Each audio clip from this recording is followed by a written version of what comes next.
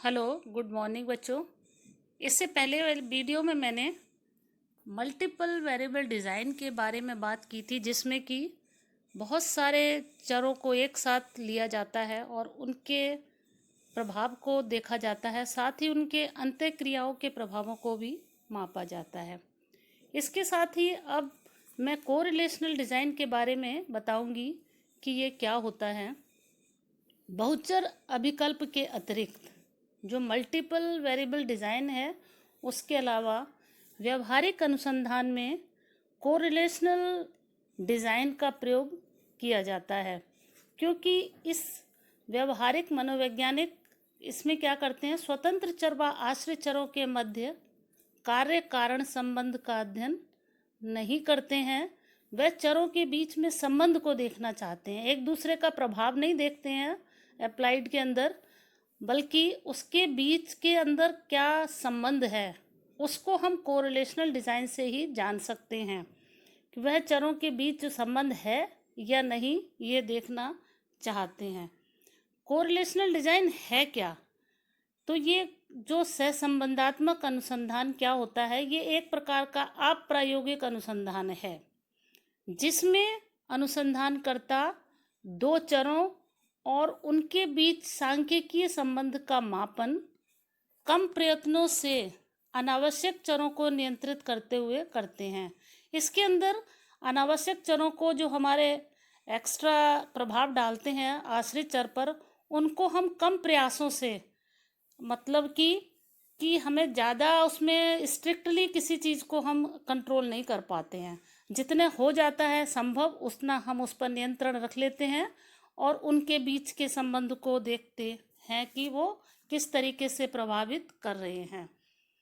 व्यवहारिक क्षेत्र में इस अभिकल्प का प्रयोग अधिक किया जाता है, क्योंकि वही वाली बात है कि हम जब अनावश्यक चरों के ऊपर प्रयोग नहीं कर सकते, नियंत्रण नहीं रख पाते हैं, व्यवहारिक क्षेत्र में ऐसा अधिकतर देखा जाता है, क्योंकि कुछ परिस्थितियां ऐसी होती हैं जिसमें कि हम चाह करके भी कुछ ऐसे चर हैं जिनको कि हम रोक नहीं पाते हैं और ये हमारे आश्रित चर को प्रभावित करते हैं। क्योंकि अनुसंधानकर्ता क्या करता है, स्वतंत्र चर को उसका मैनिपुलेशन नहीं कर सकता है। जो चीज़ जैसी है उसको हम वैसे ही स्वीकार करते हैं। व्यवहारिक क्षेत्र के अंतर्गत यह कार्य वास्तविक परिस्थितियों में असंभव होता है कि हम उस पर प्रयोगात्मक डिज़ाइन की तरह उस पर कंट्रोल लगा पाएँ, क्योंकि ये अप्रयोगात्मक हो जाता है। जैसे कि हम ये देखते हैं प्रतिदिन के जीवन में ये महसूस किया जाता है कि अनेक व्यक्तियों में क्या हम देखते हैं कि जो हमारा इस समय ट्रैफिक बढ़ता चला जा रहा है, उसकी जो समस्या है और जिसकी वजह से व्यक्तियों में शारीरिक और मानसिक लक्षणों के रूप में हम उनमें विकृतियां देख सकते हैं। ऐसे में केवल सहसंबंध ही अभिकल्प है वो उपयुक्त होता है, क्योंकि परिस्थितियों पर हम नियंत्रण नहीं रख पाते हैं, केवल उसका प्रभाव ही देख पाते हैं। जो जैसी है परिस्थितियों में उसको उसी रूप में स्वीकार करते हैं।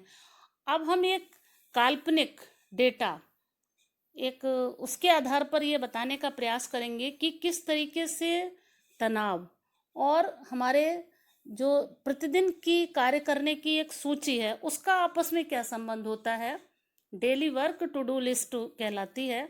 इनके बीच में संबंध को हमने एक काल्पनिक डेटा के आधार पर स्पष्ट करेंगे।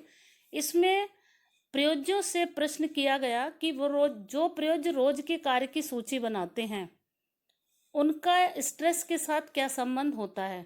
तो ये जैसा कि हम अपने इसमें डायग्राम में देख रहे हैं कि जिन प्रयोज्यों ने सूची बना ली और जिन्होंने सूची नहीं बनाई, उन दोनों का तनाव का स्तर किस तरीके का है। तो यहाँ पर जो पहला है बार हमारा, उसमें जिसने सूची बनाने वाले प्रयोज्य हैं वो हैं यस। उनका जो लेवल है तनाव का वो कम है, 15 तक ही है।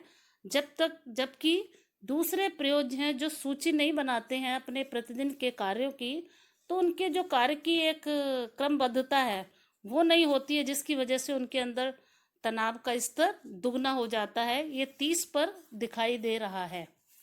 सहसंबंधात्मक अभिकल्प दो चरों के मध्य को स्वाभाविक स्थिति में निरीक्षण द्वारा ही हम केवल ज्ञात कर लेते हैं।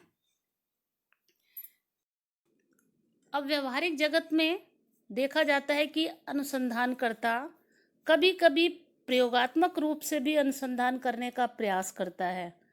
तो वो क्या करता है कि स्वतंत्र चर जो होता है उसको थोड़ा सा घटाता बढ़ाता है, अन्य चरों को नियंत्रित करता है और फिर कार्य को करता है।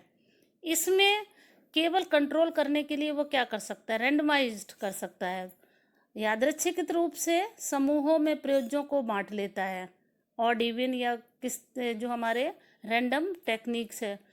इस तरीके से दो परिस्थितियों में प्रयोज्यों को रखकर कार्य कराता है और जब परिणाम जो प्राप्त होते हैं उनकी तुलना से अनुसंधानकर्ता यह निर्धारित कर सकता है कि स्वतंत्र चर में परिवर्तन का प्रभाव पड़ता है।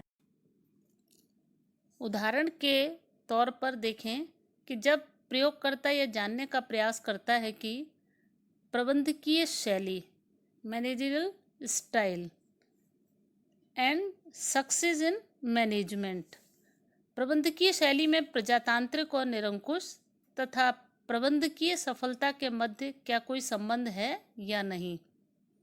प्रयोग की स्थिति में यहाँ प्रबंधकीय शैली, जिसमें दो प्रकार हैं, इसको स्वतंत्र चर के रूप में लिया गया और इस पर नियंत्रण रखकर परिवर्तन किया जाता है। इसमें प्रबंधकों के दो समूहों को रैंडमली दो ग्रुप में रखा जाता है। एक समूह के प्रबंधकों को प्रजातांत्रिक शैली में कार्य करने का प्रशिक्षण दिया गया और दूसरे समूह को निरंकुश शैली में कार्य करने का प्रशिक्षण दिया गया। दोनों समूहों के परिणामों से निष्कर्ष प्राप्त किया जाता है और ये देखा जाता है कि प्रबंधकीय शैली में यदि परिवर्तन किया जाए तो सफलता का स्तर कैसे उससे हाई और लो होता है, यानी कि प्रभावित होता है। दूसरी स्थिति जिसमें कि हम प्रयोगात्मक रूप से ना करके दूसरे अभिकल्प के आधार पर करते हैं, इसमें अनुसंधानकर्ता क्या करता है, एक ऐसा संबंधात्मक अभिकल्प चुन सकता है जिसमें स्वतंत्र चर में मैनिपुलेशन नहीं किया जा सकता है। इस अभिकल्प को प्रयुक्त करने में एक ही समूह को ले लिया जाता है और किसी परीक्षण का उपयोग करके उनमें से प्रत्येक मैनेजर को दोनों जो हमारी शैलियां हैं, प्रजातांत्रिक और निरंकुश, स्केल पर संख्यात्मक उनका रेटिंग कराई जा सकती है और उसके आधार पर भी हम ये निर्णय या निष्कर्ष निकाल सकते हैं कि किसने किसको प्राथमिकता दी और किसने किस श्रेणी में ज़्यादा अंक प्राप्त किए। तो ये एक ही समूह पर करके हम परिणामों को ज्ञात कर सकते हैं। इसके बाद अंत में हम क्या करते हैं, इनके जो परिणाम निकलते हैं उसमें सहसंबंध गुणांक निकालने का प्रयास करते हैं। इसके लिए हमें सांख्यिकी गणना करनी होती है और ये जो गुणांक है इसका प्रसार क्या होता है, -1 से +1 तक होता है। इसमें एक 0 जो होता है वो हमारा तटस्थ को बताता है, प्लस तो हमारे पॉजिटिव और माइनस नेगेटिव को प्रदर्शित करते हैं कि सहसंबंध किस प्रकार का निकला। यहाँ पर एक सरल सहसंबंध द्वारा एक चर के दूसरे चर के साथ संबंध के बारे में बताया जा सकता है, परंतु एक चर में परिवर्तन दूसरे चर में परिवर्तन के कारण है ये आवश्यक नहीं है। ऐसा लगता है कि हम एक चर में परिवर्तन कर रहे हैं, उसकी वजह से ही दूसरे चर में परिवर्तन है, लेकिन ये कई बार व्यवहारिक तौर पर आवश्यक नहीं होता है। जैसे कि हम देखें कि बुद्धिमान जो प्रबंधक है अधिक प्रजातांत्रिक शैली के रूप में लिया गया हो और ये प्रबंध सफल रहा हो। इसके अतिरिक्त ये मतलब है कि जो सफल हमारा कोई प्रबंधक है और वो प्रजातांत्रिक शैली का है, तो उसका कारण केवल शैली को अपनाने मात्र से नहीं है, उसका संबंध हमारा बुद्धिमानी से या उसके जो बुद्धिमत्ता है उसके स्तर से भी हो सकता है। इसके अतिरिक्त व्यक्तिगत चर होते हैं जिसमें आर्थिक स्तर होता है, सामाजिक स्तर है या उसकी शिक्षा है, इससे भी उसका जो सफलता है वो प्रभावित हो सकती है। इस प्रकार से जो सहसंबंधात्मक अभिकल्प के अंतर्गत अनुसंधानकर्ता स्वाभाविक रूप से चरों की खोज करता है। इसमें किसी के नियंत्रण नहीं, जो सामान्य रूप से वो अनुसंधान कर रहा है और क्या रिजल्ट्स आते हैं उसके आधार पर चरों को खोजता है, जो कि अनैतिक होता है, जिसका प्रायोगिक रूप से मापन अव्यावहारिक होता है। क्योंकि हमारे जगत की कुछ ऐसी दशाएं होती हैं जिनका हम प्रायोगिक रूप से मापन नहीं कर सकते हैं। जैसे कि हम चाहें कि धूम्रपान से क्या कैंसर होता है, तो इसको पर हम प्रयोग कैसे कर सकते हैं, क्योंकि ये अनएथिकल होगा और हमारा अप्रायोगिक होगा। यहाँ पर हम सहसंबंधात्मक अभिकल्प से ही उसको देखना चाहेंगे। सहसंबंधात्मक अभिकल्प में अनुसंधानकर्ता आसानी से उसे स्पष्ट रूप से दो चरों को ग्राफ पर चित्रित अवश्य कर सकता है, लेकिन इसमें कुछ समस्याएं भी आती है इस अभिकल्प के अंतर्गत कि कुछ चरों को स्वतंत्र रूप से हम उसको घटा बढ़ा नहीं सकते, क्योंकि ये चर अनुसंधानकर्ता के नियंत्रण में नहीं होते हैं। और इसके अलावा कुछ परिस्थितियां होती हैं जो इसके साथ अपने आप ही बदल जाती हैं। अधिकतर स्थितियों में दोनों चर प्रयोज्य नियंत्रित व्यवहार होते हैं। यहाँ प्रयोगात्मक अभिकल्प भी ही उपयुक्त होते हैं, जहाँ पर हम कॉज इफेक्ट रिलेशन देखना चाहते हैं। जैसे कि हम टीवी पर वॉयलेंस बच्चों को यदि दिखाया जाए ऐसे सीरियल या पिक्चर्स, तो किशोरों के व्यवहार हिंसात्मक हो जाते हैं। लेकिन हम ये देखें कि केवल इसके कारण हिंसात्मक व्यवहार है, ऐसा नहीं होता है। उस पर कई बार अन्य चर भी प्रभाव डाल सकते हैं, जैसे घर का वातावरण है, परिवार की स्थिति है। तो ये सारी चीज़ें भी हमारे परिणामों को प्रभावित कर सकती हैं। अभी तक मैंने कोरिलेशन डिज़ाइन के बारे में बताया था कि किस तरीके से दो चरों के संबंधों को देखा जाता है, लेकिन व्यवहारिक मनोविज्ञान के क्षेत्र में जो एकल व्यक्ति और लघु समूह अभिकल्प ये बहुत महत्वपूर्ण होते हैं। और क्योंकि व्यवहारिक क्षेत्र में खोजक अनुसंधान किए जाते हैं, हम किसी तथ्य को ढूंढना चाहते हैं। समाज की भिन्न भिन्न क्षेत्रों से संबंधित कुछ समस्याएं होती हैं और ये अधिकांशतः व्यक्तिगत होती हैं। इसमें विभिन्न क्षेत्रों में जैसे नैदानिक है, स्वास्थ्य और पारिवारिक है, संगठन या शैक्षिक मनोवैज्ञानिकों के को व्यक्तियों के साथ कार्य करना पड़ता है, जो समस्यात्मक व्यक्ति हमारे इस क्षेत्र में पाए जाते हैं। सिंगल केस डिज़ाइन का पहला है कि इसमें इस अभिकल्प में एक ही प्रयोज्य पर उपचार के प्रभाव को खोजते हैं, और दूसरा यह समय श्रृंखला के रूप में अभिकल्पित किए जाते हैं, क्योंकि हम किसी भी व्यक्ति की समस्याओं को जब देखते हैं तो बार बार समय या एक निश्चित समय पर बार बार उस पर प्रयोग करते हैं, और उसके जो परिणाम हैं उनको देखते हुए हम आगे की ओर बढ़ते हैं। तो ये समय श्रृंखला के रूप में अभिकल्पित होते हैं। इसके अंदर भी हम जो हमारे विभिन्न पूर्व और प्री एंड पोस्ट उपचार के करके जो प्रत्युत्तर होते हैं उससे हम कंफाउंडिंग या हमारे एक्सट्रेनियस वेरिएबल्स होते हैं उनको हम निष्कासित करते हैं। फिर है जीवन के जो हमारे परंपरागत प्रभाव होते हैं, जो हिस्ट्री इफ़ेक्ट्स आते हैं, उसको भी हम कम करते हैं। इसके अलावा इसका उपयोग क्रिया अनुसंधान, एक्शन रिसर्च या दैहिक परामर्श, नैदानिक मनोविज्ञान में किया जाता है। इस तरीके के जो अभिकल्प होते हैं उसमें नियंत्रण की अलग से ज़रूरत नहीं पड़ती है। अपने आप ही जब हम सिंगल प्रयोज्य पर करते हैं, एक ही प्रयोज्य पर करते हैं, तो नियंत्रण अपने आप ही हो जाते हैं। ये एक विकल्प के रूप में कार्य करते हैं। ये हमारे पास एक विकल्प होता है कि हम उसको केस स्टडी कर सकते हैं या हम अपनी कोरिलेशनल करें।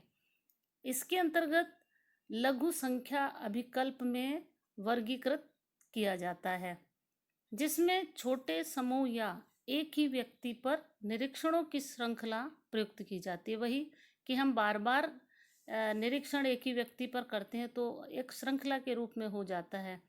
जैसे एक बच्चा ADHD जो हमारी प्रॉब्लम होती है, जिसमें कि बच्चे को किसी पर ध्यान लगाना या उस पर ध्यान केंद्रित करने में उसको कठिनाई होती है, तो इस तरीके के जो उतावलापन बच्चों में देखा जाता है, वह कक्षा में क्या होते हैं, बिना सोचे समझे हर प्रश्न का उत्तर देते हैं। तो अब देखना क्या होता है कि वह ऐसा व्यवहार कितनी बार करता है। माना कि वह यह व्यवहार 11 बार करता है, तो ये व्यवहार उपचार से उसके पूर्व का माना जाता है। इसके लिए अनुसंधानकर्ता कुछ अपनी स्ट्रेटजीज होती हैं वो बना लेता है और उनका एक एक करके प्रयोग करता है। जैसे पॉजिटिव बिहेवियर रीइंफोर्समेंट एक हमारे पास स्ट्रेटजी है कि हम उसको पुनर्वलन देंगे, कोई भी उसका सकारात्मक व्यवहार होगा, या उसको पढ़ने के लिए हम एक्स्ट्रा टाइम दें या किसी हेल्पर की हेल्प से उसको गाइड करें। तो ये हमारे पास स्ट्रेटजीज होती हैं और इनका हम अनुसंधान में एक एक करके उसका प्रभाव देखते हैं। उसके बाद अनुसंधानकर्ता देखता है कि उसके पूर्व के व्यवहार में इनमें से इनका उपयोग करने से क्या कोई कमी आई। यदि कमी नहीं आती है तो पहले एक स्ट्रेटजी लेता है और उससे कमी नहीं आती है तो दूसरी स्ट्रेटजी अपनाता है और उसकी तुलना बेसलाइन से करता है। बेसलाइन क्या होती है, जहाँ से कि वो प्रारंभ करता है जबकि उसको ट्रीटमेंट नहीं मिला होता है। तो मनोविज्ञान में ये बेसलाइन एक मापन का तरीका है जो कि उपचार के प्रारंभ में वह अध्ययन में काम आता है, जिसका उपयोग बाद के मापनों के तुलना या उसके उपचार की दशाओं की प्रभावकता को ज्ञात करने के लिए किया जाता है कि जो हमने जो उपचार किया, उपचार करने का जो हमारा तरीका था वो कितना प्रभावशाली है। इनका उद्देश्य प्रोजेक्ट के प्रारंभ होने से पूर्व मुख्य दशाएं जो हैं, इंडिकेटर्स हैं, उसके रूप में किया जाता है, जिससे प्रोजेक्ट की हमारी प्रगति का मूल्यांकन किया जाए और उसकी हम अध्ययन आसानी से करें। इसके अंदर ए बी इस तरीके का अभिकल्प बना लिया जाता है।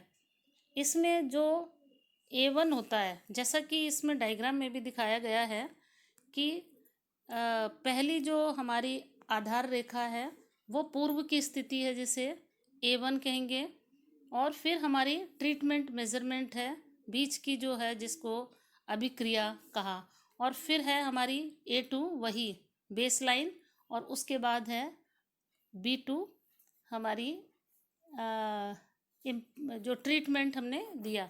तो इसमें भी इस तरीके का है कि किस तरीके से हम बेसलाइन को बनाते हैं और विभिन्न ट्रीटमेंट को देते हैं। प्रारंभिक केस अभिकल्प में सभी प्रयोज्यों के लिए बेसलाइन है। इसी क्षेत्र में हरमन और उसके साथियों ने एक औद्योगिक स्थिति में लघु जो अल्प समूह का के साथ एक प्रयोग किया। इनमें अनुसंधानकर्ताओं ने जो फैक्ट्री में कार्य कर रहे थे कर्मचारियों, उनके आलस को कम करने की उनकी रुचि थी। उसमें समय के पाबंद कर्मचारियों को बोनस, एनुअल बोनस देकर के कंपनी ने समस्या का निवारण करने का प्रयास किया, किंतु वो उसमें सफल नहीं हो पाए। प्रयोग में उन्होंने फिर क्या किया कि आलस्य की समस्या से जो ग्रसित 12 कर्मचारी को शामिल किया और उसमें से 6 को नियंत्रित समूह और 6 को प्रयोगात्मक समूह में रखा। प्रयोगात्मक समूह वाले जो कर्मचारी थे उनको वार्षिक बोनस ना दे करके उन्हें एक नगद वाउचर प्रत्येक दिन दिया जाता था जब वे समय पर आते थे, और जो नियंत्रित समूह था उसको प्रतिदिन बोनस नहीं दिया जाता था। तो परिणामों में देखा गया कि जिनको रोज बोनस मिलता था उनको प्रोत्साहन मिला और उनके आलसपन में काफ़ी कमी आई। तो ये निष्कर्ष निकाला गया, यदि कर्मचारियों को प्रतिदिन बोनस को दिया जाए तो वो ज़्यादा प्रभावशाली होता है, ना कि वार्षिक बोनस को। जबकि कंपनी पर कोई अतिरिक्त भार नहीं हुआ, उन्होंने उसी को वार्षिक बोनस को ही प्रतिदिन में बांट दिया था।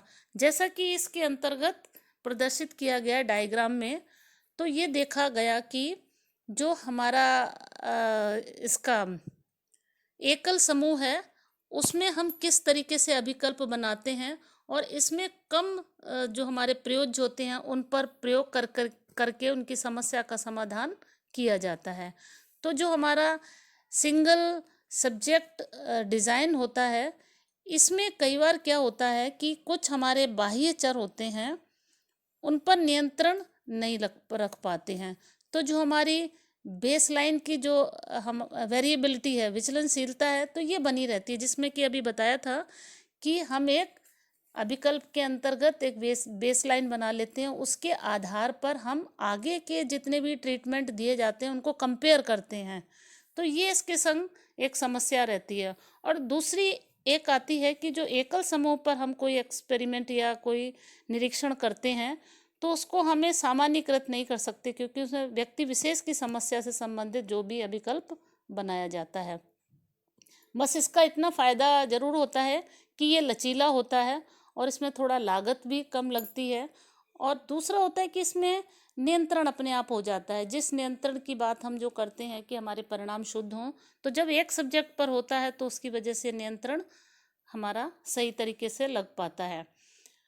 अब कुछ कमियां हैं, कुछ इसकी समस्याएं हैं, लेकिन फिर भी जो हमारे खोजक समस्याएं होती हैं, रिसर्चेज होती हैं विभिन्न क्षेत्रों में, जब हम गहन अध्ययन करना चाहते हैं तो वहाँ पर इसी अभिकल्प का उपयोग मनोविज्ञान में ज़्यादा किया जाता है।